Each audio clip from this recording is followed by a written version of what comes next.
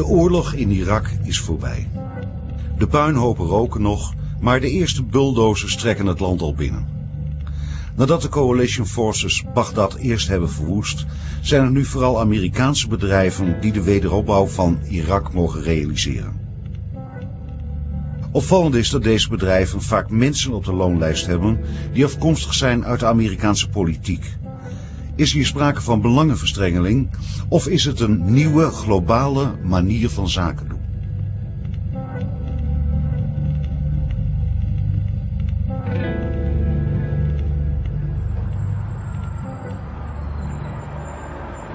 Een van de bedrijven die op deze manier opereert is de Carlyle Group. Op hun loonlijst staan mensen als George Bush senior, James Baker III en oud-premier John Major. De Carlyle Group is een private investeringsbank die weinig in de openbaarheid treedt, maar die een van de grootste Amerikaanse investeerders is op het gebied van defensie, telecommunicatie, vastgoed en financiële dienstverlening. Wat is de Carlyle Group? Wie zijn de mensen achter deze groep en hoeveel macht heeft Carlyle? Carlyle is a massive private equity firm, and what a private equity firm does is essentially raise money from wealthy individuals and companies and funds, and then turns and invests that money in a slightly higher risk form of investing than, say, the stock market or the bond market. What they do is they buy the stock directly from the company. They take ownership shares and often controlling shares, but they do not buy it on the public market. And they often have control of the companies they buy, which means that they do not have to, because the companies are privately owned, privately controlled, they don't have to, they're not subject to the securities exchange laws in this country. They'll purchase the company for a fraction of what it's really worth, and then turn the company around and sell it off for a huge profit. It's called the buyout practice. The list of knowledgeable institutional investors in aerospace defense is a fairly short list. And I think it would be widely acknowledged that at the top of that list is the Carlyle Group, located here in Washington, D.C., and considered by most people to be the premier investor in aerospace defense over quite a number of years.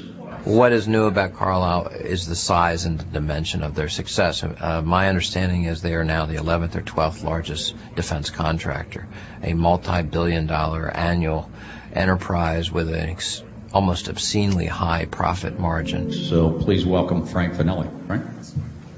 Well, super. It's great to be here back at the conferences that are put on here. As Jerry mentioned, the Carlyle Group, we're headquartered here in Washington, D.C. It's a global private equity merchant bank, and we probably do more leveraged buyout and venture capital investing related to defense and dual-use technology than any other private equity firm in the world. The defense industry valuation will grow primarily from two factors. One is that either the size of the defense pie gets bigger, as it has been over several years, or the slice of the pie related to that particular part of the defense industry gets bigger. The Carlyle Group plays in industries and in an area that are heavily influenced by politics.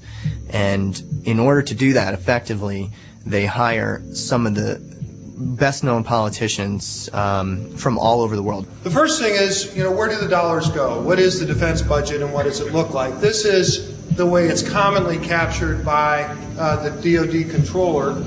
And there's roughly $380 billion in the FY04 defense budget that was recently submitted. They hire defense experts like Frank Carlucci or Frank Finelli.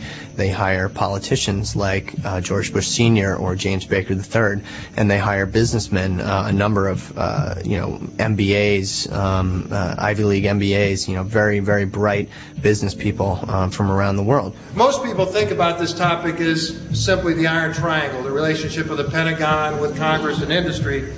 So I'm a practitioner who has been on all three sides of this triangle over the last 25 years or so.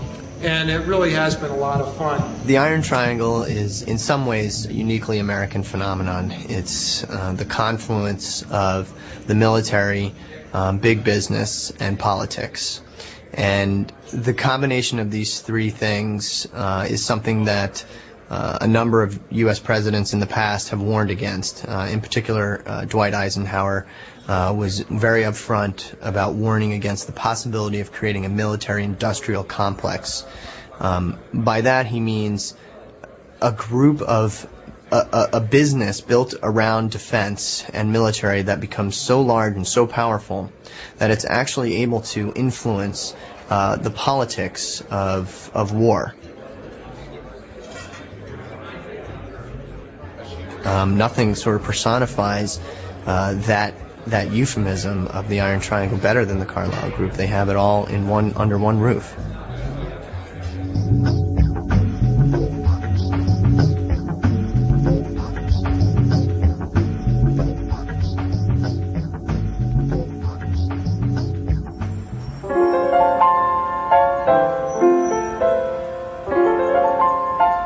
Carlyle was founded basically on a fluke. A couple of guys, this guy Steve Norris, who was a Marriott executive, got together with David Rubenstein, who was a former Carter aide. The two of them met frequently at a hotel in New York called the Carlyle Hotel. It's up on the Upper East Side. It's a beautiful, old, plush hotel. I always liked Carlyle. It sounded English. It sounded old worldly. It just seemed to have the right kind of ring to it. So it was essentially, this sort of fabricated legacy of sounding like they had a history of success and big money, old money. And ultimately, at the end of the day, no one had a better idea. But they made a very strange decision. They decided to base the company in Washington, D.C., which at the time no one could really understand because all private equity firms of this nature were based in New York. But as we talked to people about it, particularly some of the people that both David Rubenstein and I worked with, they thought we'd lost our minds.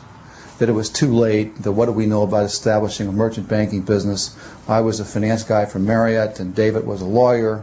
But we had this dream to build a merchant bank, a private equity investment firm that could take capital and intermediate that capital into companies or real estate or venture capital. At the outset, we really didn't envision entirely where it might go. We saw it simply an opportunity to take advantage of Washington and the people here and the access that people had to transactions. So to base the company in Washington, D.C. was a very strange decision, but as it turned out, it proved to be an extremely successful decision because of the direction that Carlyle eventually went in, which was to play in these very heavily government-regulated industries and to use ex-politicians to sort of pave the way for them. We started buying shares of a company called Fairchild, which was here in the Washington area, because we thought it was very cheap. And what kind of company was that? It's defense business. They had a satellite business, which we thought was very attractive and undervalued. And we invested in Fairchild. At one point, we had, I think, almost 25% of the company. And it was ultimately sold, and we made an enormous amount of money. And we began to see the opportunities in that area, and which is one of the reasons why, at the end of the Reagan administration, we were very interested in Frank Carlucci. I will name as the next Secretary of Defense the best qualified man in America to carry on CAP's work, Frank Carlucci.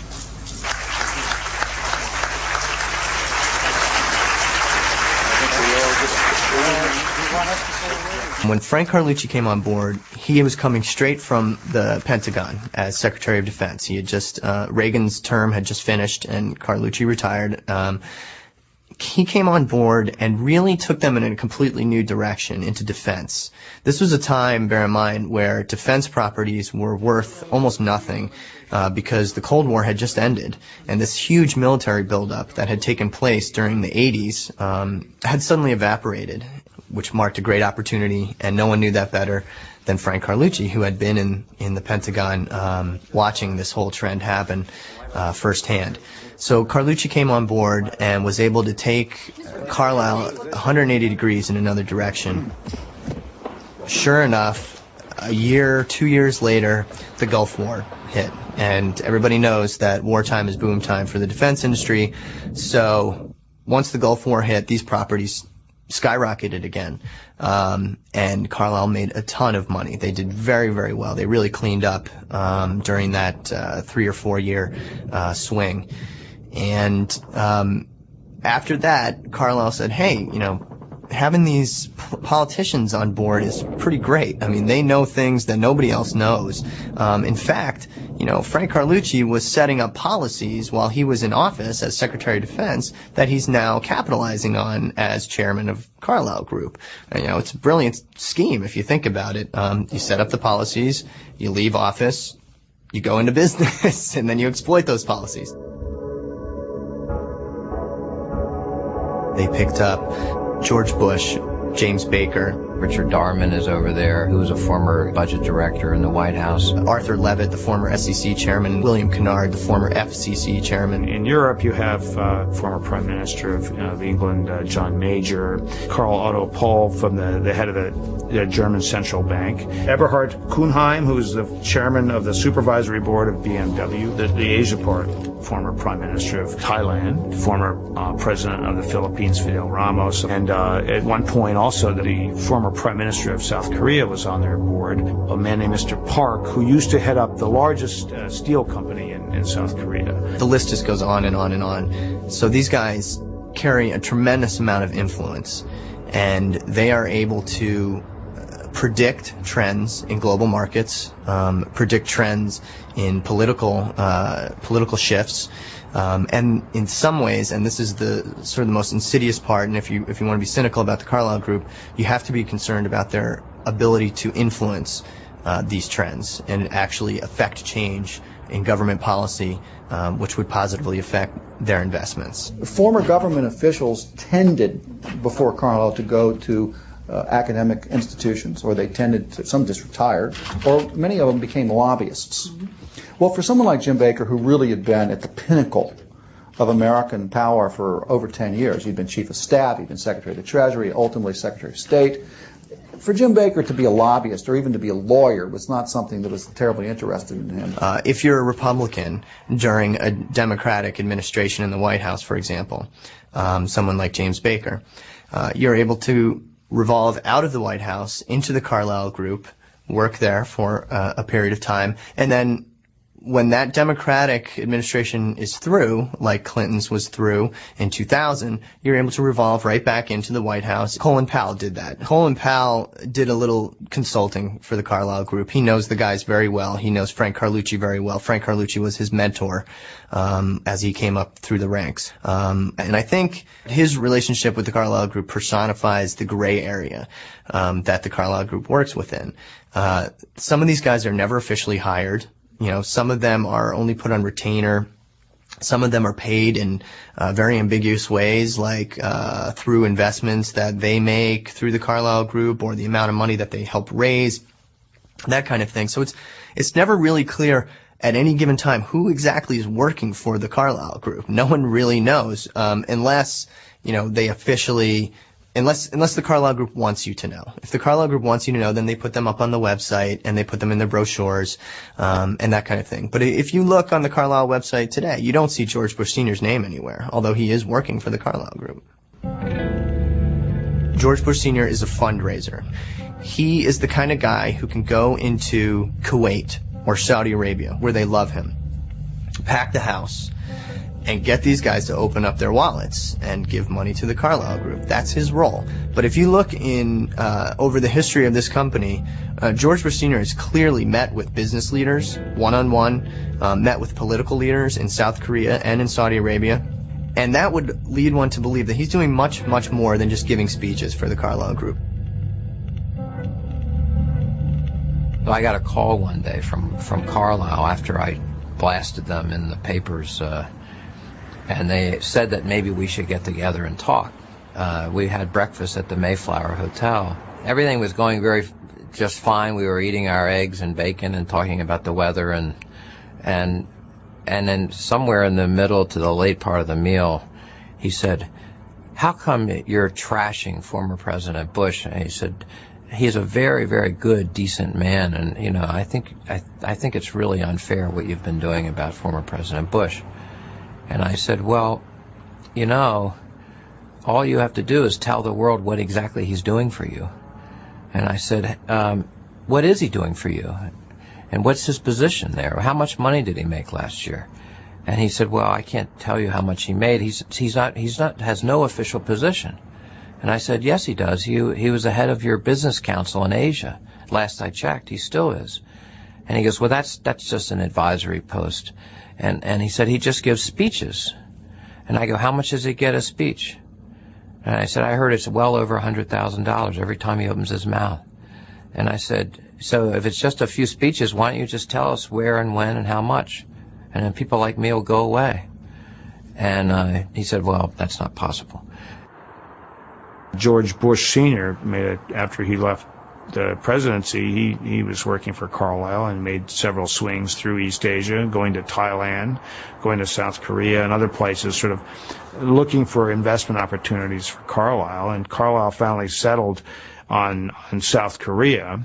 And then the way that overlaps with policy is during the Asia crisis, the International Monetary Fund came in with this rescue package for South Korea that the United States backed.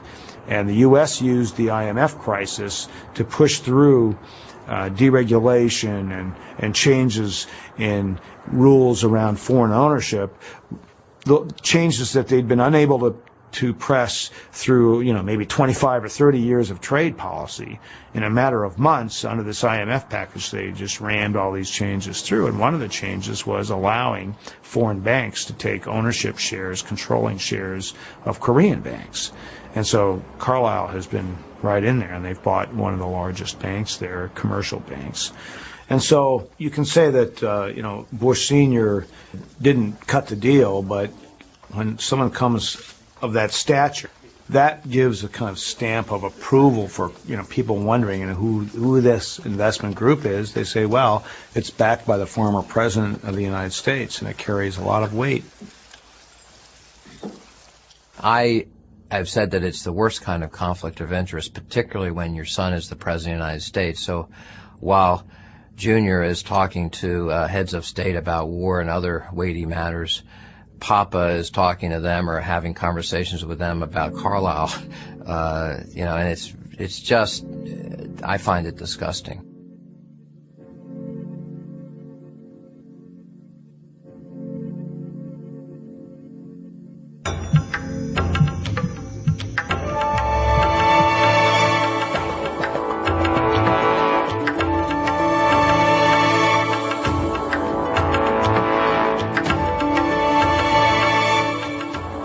Carlyle bought United Defense, which is one of the largest military contractors in the country, in 1997, and they went on to work with United Defense on a very specific program called the Crusader.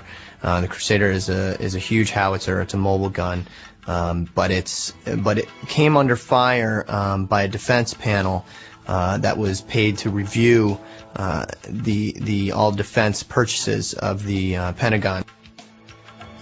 One fateful day, we were having a hearing on the upcoming defense authorization legislation, which is going to authorize almost an unprecedented amount of money for defense spending, $400 billion.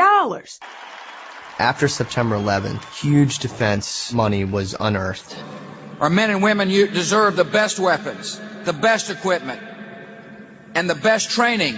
And therefore, I've asked Congress for a one-year increase of more than $48 billion for national defense, the largest increase in a generation. The defense panel looked at the Crusader weapon in 1998, and they determined that it was too big and too slow for the modern-day warfare that the United States was likely to engage in, and the panel recommended that the gun be the gun contract be terminated. We need to be agile and mobile, and therefore we need to replace aging aircraft and get ready to be able to defend freedom with the best equipment possible. Members of the Pentagon had come and testified on Capitol Hill and said, no.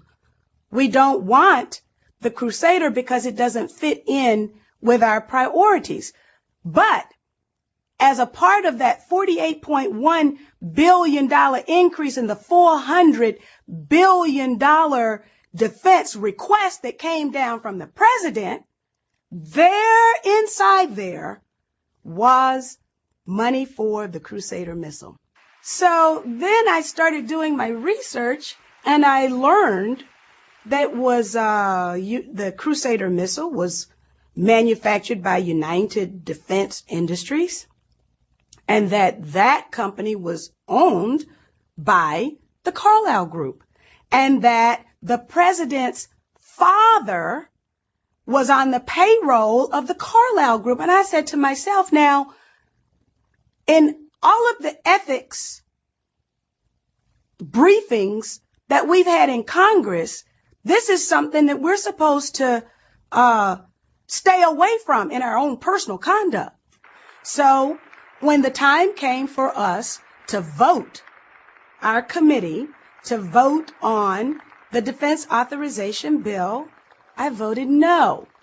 And I also wrote a dissent, and prominently featured in my dissent is mention of the Carlyle Group and its relationship to the Crusader missile. And then that's when everything began to fall apart. What ended up happening was a wave of sentiment against the Crusader began to build on Capitol Hill and within the Department of Defense. And this was something that the Carlyle Group didn't foresee. And they began to wield their influence. They sent people around to key politicians, representatives, and senators, began lobbying very heavily, and was able to keep this gun program alive despite an overwhelming sentiment against it. They didn't realize that there would be this ensuing scrutiny of the request, and therefore, when a little bit of sunshine, which is a great disinfectant, was shed on this particular request, and the relationship between the current president and the former president and this particular weapon system, maybe at that point it was decided we'd better not deal with this, and so they didn't. Eventually the noise around that got so strong that there was really nothing left to do but to cancel this gun program. And Donald Rumsfeld did cancel the program in a very public ceremony, but not until the gun had been kept alive long enough that the company, United Defense, was able to go public. It did very well, and the Carlyle Group made $237 million in that one day.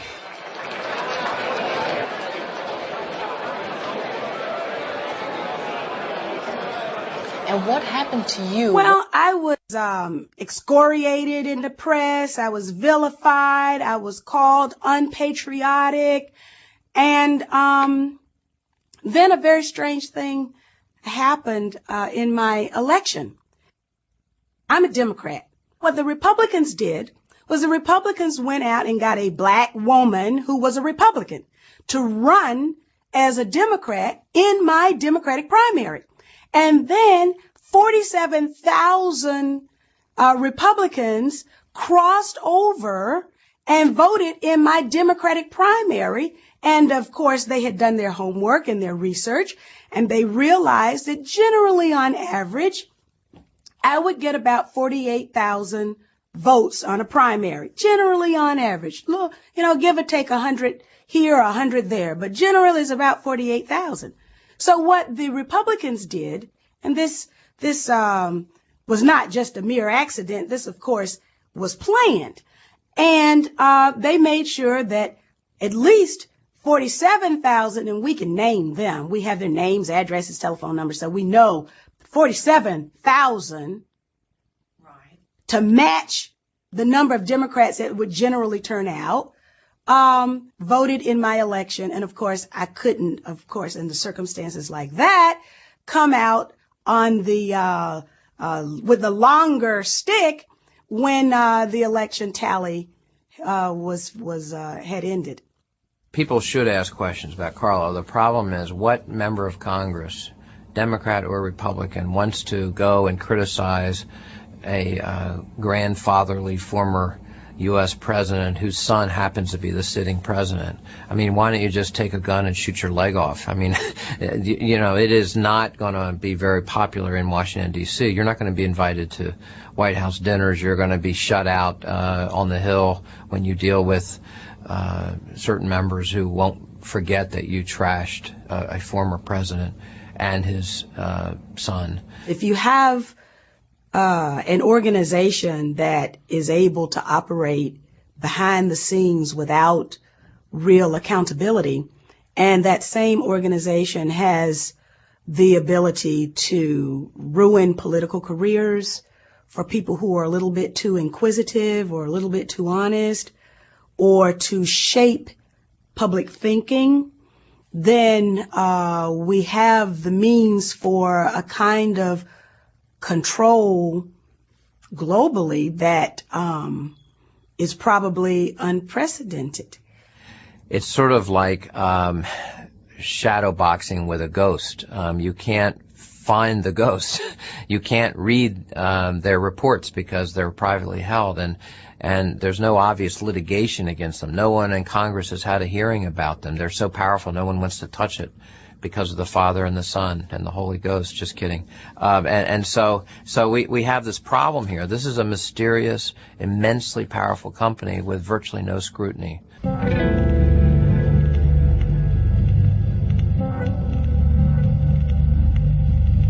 In the White House view, there's no ethical conflict in former President Bush and former Secretary of State Jim Baker using their world contacts, world leaders, to represent one of the most well-known military arms dealers, the Carlyle Group. The President has full faith that his family will conform with all proper ethics laws, and will act properly in their conduct, and that's exactly what they've been done, and there are no questions that we can. It's okay for former President Bush to go to the Middle East leaders and sell guns and tanks and planes?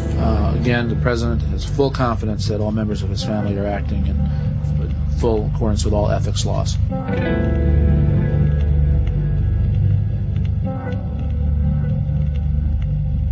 On September 11th, in somewhat of a horrible coincidence, the Carlyle Group was holding their annual investor meeting here in Washington, D.C., at the Ritz-Carlton Hotel. George Bush Sr. was at the meeting. The Carlyle Group said that he left the night before September 11th and was on his way to some location in the Midwest. And I talked to someone who was at the meeting, and they told me that the whole crew of Carlyle, including Frank Carlucci and James Baker and David Rubenstein, along with Shafiq bin Laden, who was a representative of the bin Laden family and their fortunes, were all in the same room together watching the events of September 11th take place.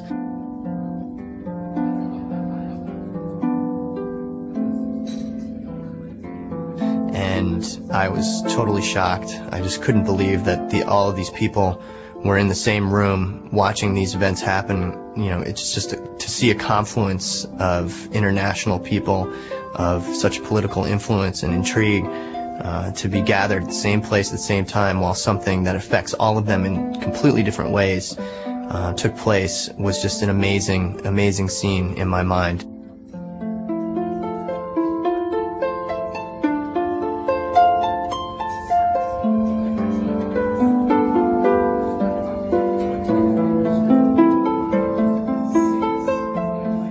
One of the more embarrassing things that happened was after September 11th, it emerged that the bin Laden family construction company had some money in Carlyle.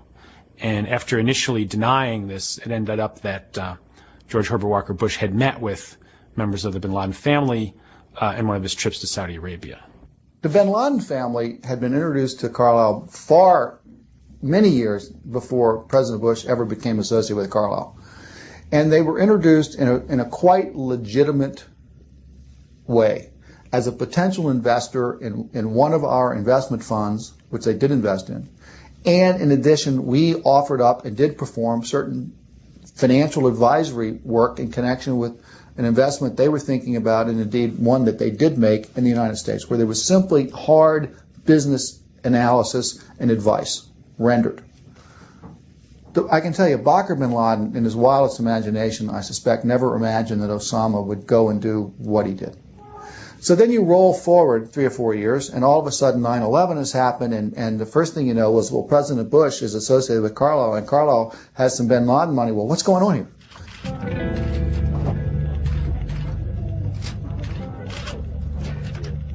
The relationships between Carlyle and Saudi Arabia began when Steve Norris developed a very nascent relationship with Prince Al-Walid bin Talal, who is a very wealthy, very flamboyant Saudi Arabian prince who loves the United States and loves to invest his money in the United States. There was always a running joke. There's always been periods where there were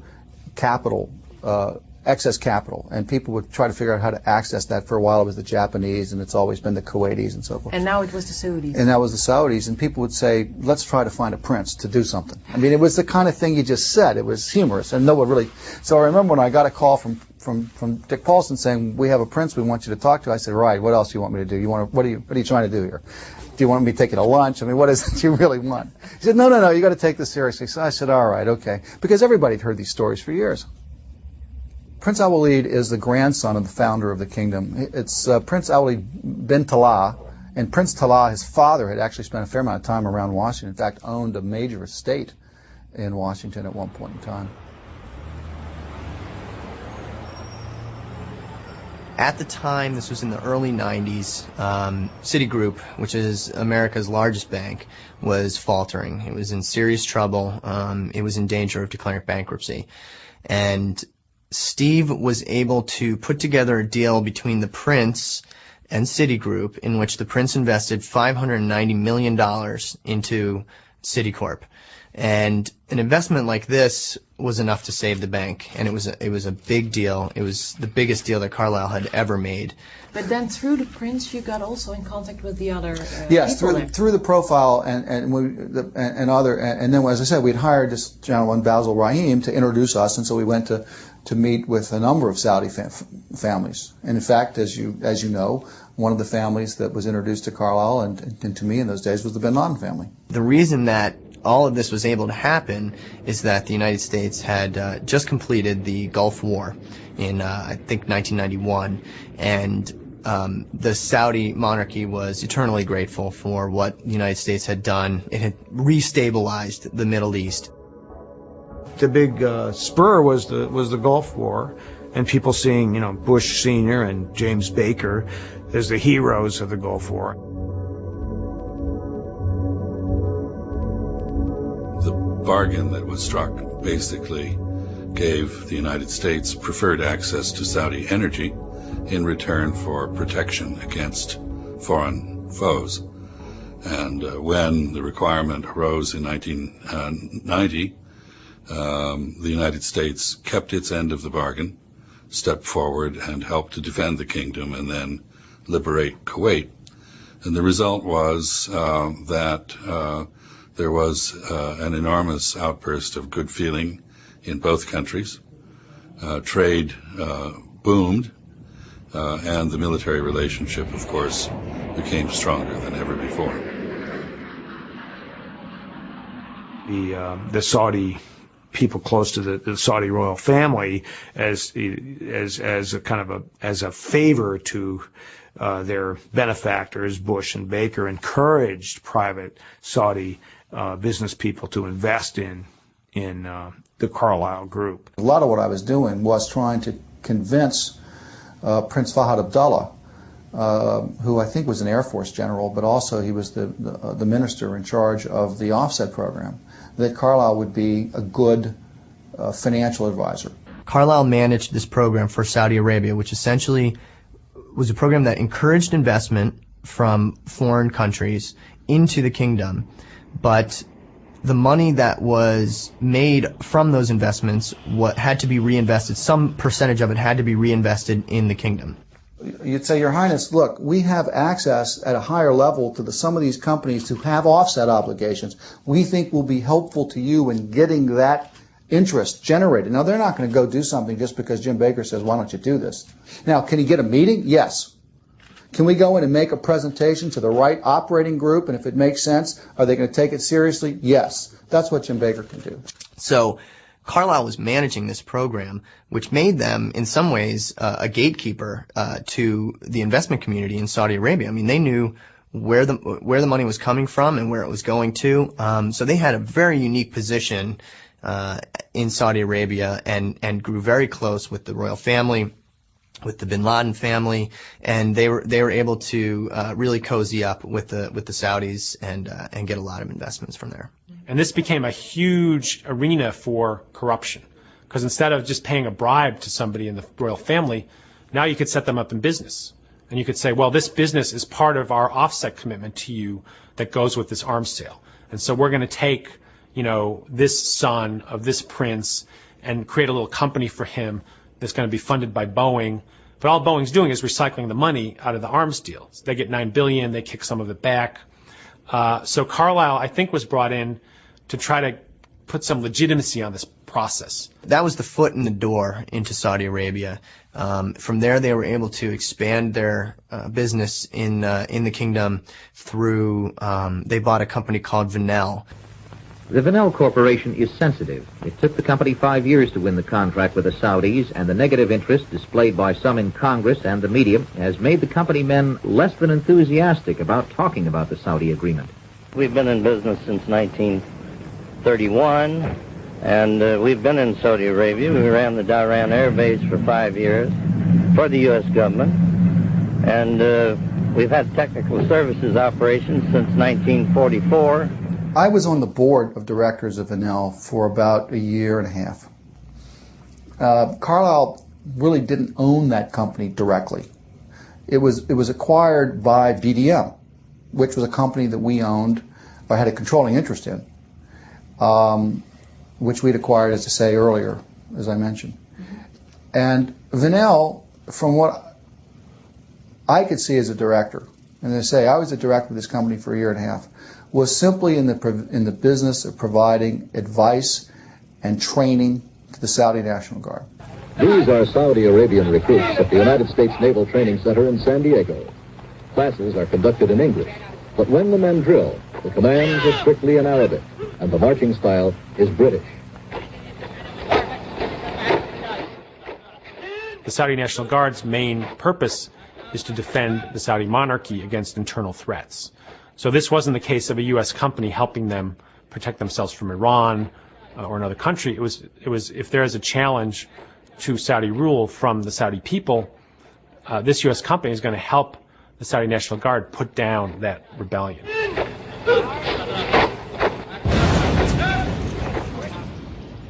Bij een bomaanslag in de Saoedi-Arabische hoofdstad Riyadh zijn zeker 6 mensen gedood en tientallen raakten gewond. 5 van de slachtoffers zijn Amerikanen. Doelwit van de aanslag was een gebouw dat door Amerikaanse militairen wordt gebruikt om de Saoedische Nationale Garde te trainen. As I recall, there were 4 deaths, and this was attributed to Saudis with connections to the Hezbollah movement backed by Iran. Initially, there was talk that Iran might have been behind it. But since that time, there's been discussion that it was fundamentalists linked to the network now known as Al-Qaeda. And when you see the kind of litany of Al-Qaeda operations, every time there's a new terrorist attack, this will generally be included. وكل من رضي بفعلهم وتابعهم في هذه الحرب الصليبية بالقتال معهم أو بتوفير القواعد والدعم الإداري أو بأي نوع من أنواع الدعم والمناصرة لهم ولو بالكلام لقتل المسلمين في العراق عليه أن يعلم أنه مرتد خارج عن الملة. It was a very strategic decision because the people behind that bombing were well aware that United States companies were directly intertwined with the protection and sustenance of the Saudi regime. It was an American presence. There's no question about that. It was an American presence in Saudi, and that's been part of the whole bin Laden theme, is that you've got infidels on the Saudi soil, and I suspect that Vanel is an inviting target for those kinds of people. I've spoken to people in the Pentagon and the services who think it was a huge blunder to keep so many U.S. forces in Saudi Arabia after the first Gulf War. That was just a provocation, that was just giving Osama bin Laden kind of a big billboard to use to recruit people, to say, see, the U.S. presence is not even hidden anymore. They don't even have the decency to pretend that they're not the power behind the throne in Saudi Arabia.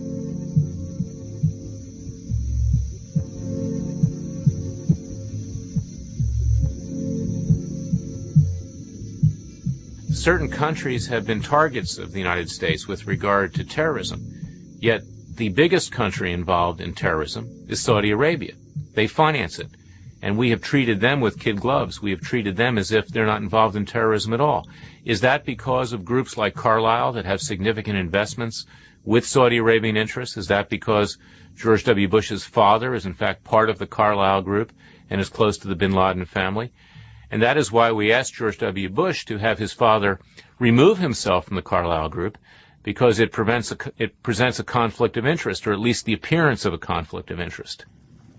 I believe the Carlyle people, at least when I was there, and I know in my own situation, we spent an awful lot of time thinking about that and worrying about that. Thinking about what? Exactly? About the appearances of things.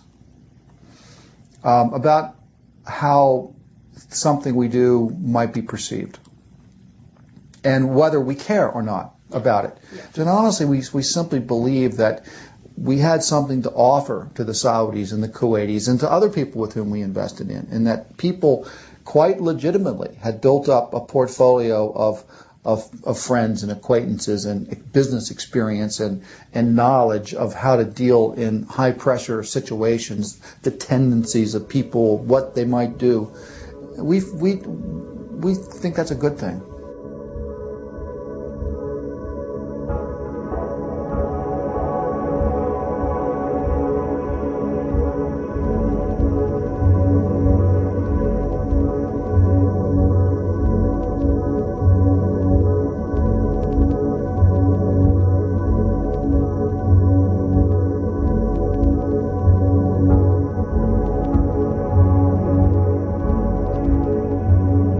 Your son is the sitting president of the United States, interacting with the same countries and ruling elites that you and your company are interacting with. It's pretty apparent that there's a conflict issue here.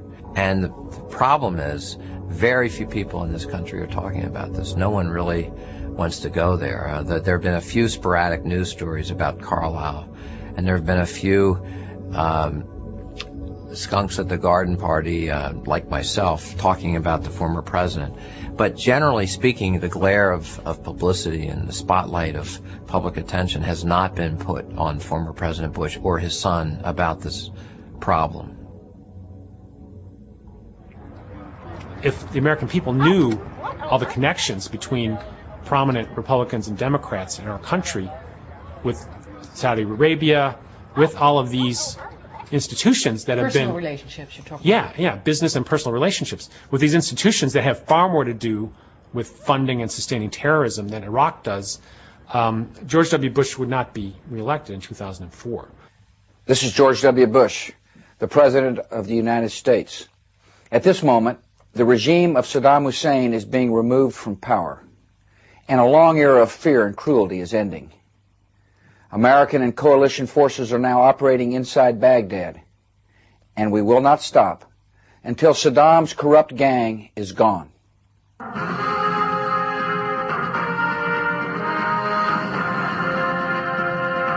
I think among the key strategists for the war on Iraq in the Bush administration, there's definitely a notion of seeing this as part of their plan to transform relationships in the Persian Gulf.